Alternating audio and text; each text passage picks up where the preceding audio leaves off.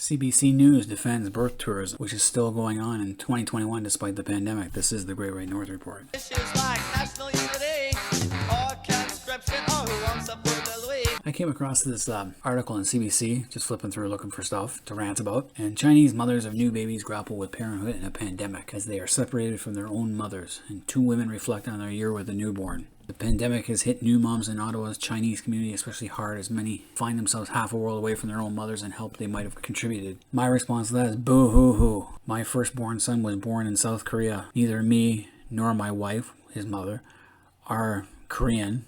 We were both foreigners living in Korea, half a world away from my mom, 3,000 miles away from her mother. We raised our son just fine, without any help, and that included me having my contract sold illegally to another school. I have no sympathy for this person. I'm trying to say in China, support from grandparents is the norm. Well, so here, my mom helped out as much as she could. So did my aunt. We did get back home to Canada. Had we gone to my wife's country, the Philippines, there would have been tons of help. Now she's saying, according to cultural practices, mothers stay in the home for at least a month after birth to make sure the new moms can recover well and to make sure the baby can develop. Grandparents often come to visit Canada to care for the family and do cooking clean while mothers are treated like a queen. Really. But with borders closed and year-long restrictions in place, mothers and newborns are left feeling isolated. Okay, then why are you here in Canada? Why are you... Her original plan for her pregnancy was to give birth in Ottawa, then take the baby back to China to spend time with the family. Birth tourism. 7-year-old son is staying with his parents there. So her 7-year-old son has never lived in Canada. He's been in China for the entire 7 years. Her husband just arrived in Canada in February and couldn't work because I was pregnant and I couldn't either. We spent as little as possible. BS. They have birth tourism. It takes a lot of money. You don't come here with nothing just to give birth. She had a hard time understanding things and expressing what I needed. You don't need much. My wife, we did the same in Korea. Our nurses and doctors didn't speak a lot of English. And I was under an enormous amount of stress from the school I was at. I was supposed to leave that morning that my son was born to go to a new school as my contract was sold. So this chick has got it good. She looks like she lives in a nice house too.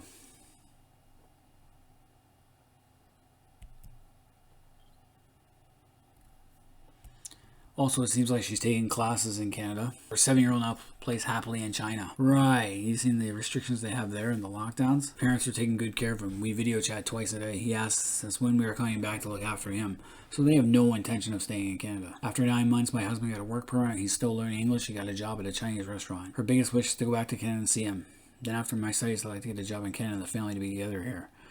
Well, why isn't your son with you in the first place? Basically what this is about is birth tourism.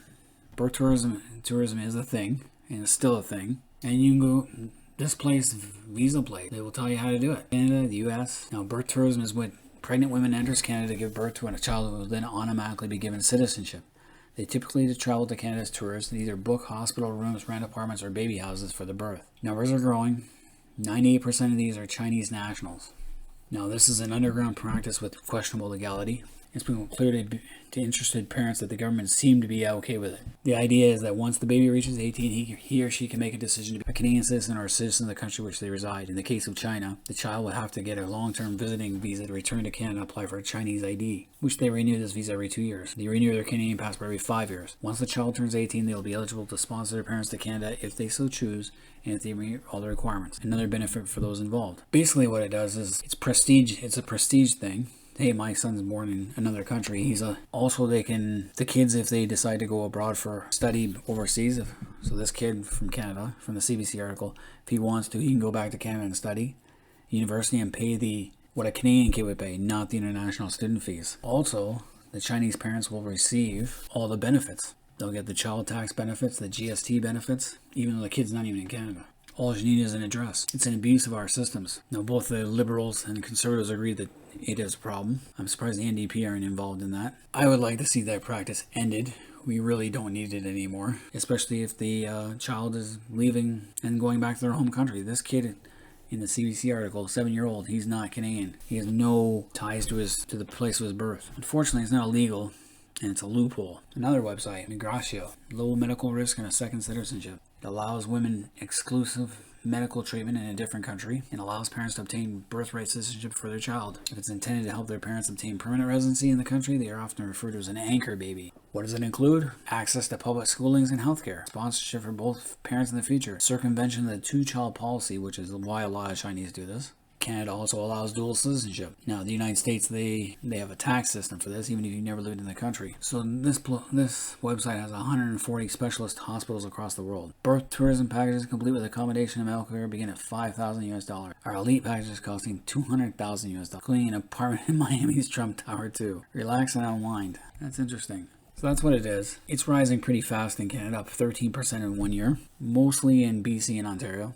This is back in 2019. The majority of which are mothers travel to Canada for the express purpose of giving birth. And the laws were never intended for people to fly in and out. This one researcher Griffith says, and it's true. So again, under Canadian law, children born in the country are automatically registered as citizens of Canada. This entitles them to Canadian post-secondary tuition rates, which are lower, and allows them to sponsor their parents to come to Canada. So in the case of the original article from CBC, that 7-year-old kid who's living in China is considered a Canadian citizen, even though he doesn't remember Canada, probably doesn't speak English. He will be able to go to a Canadian university at a lower cost, paying $5,000 in tuition as opposed to $23,000 in tuition, and he can sponsor his parents should things go sour in China. They get to enjoy the benefits as free education and other social programs, as well as to travel to the country visa free. So that kid in China, he can come to Canada visa free. So like I said, they take advantage of our social programs as long as they have an address still in Canada, and often that could be a fake address or an address of someone they know, and they will get the child tax benefits. So I am no sympathy for this mother. I went through the same thing and came out. You don't see me bitching about it. Koreans don't offer citizenship to people who are not Korean. I got no benefits from giving my son giving birth there, other than he was a novelty. And I like to see the Canadian government step up and stop birth tourism. It's an industry. It affects our social systems. Puts a burden on our taxes. Anyway, any Canadians out there, let me know what you guys think about birth tourism. If you guys have even heard of it, what you know about it, put your comments in the comment section, hit the like button. And until next time, this has been the Great White North Report.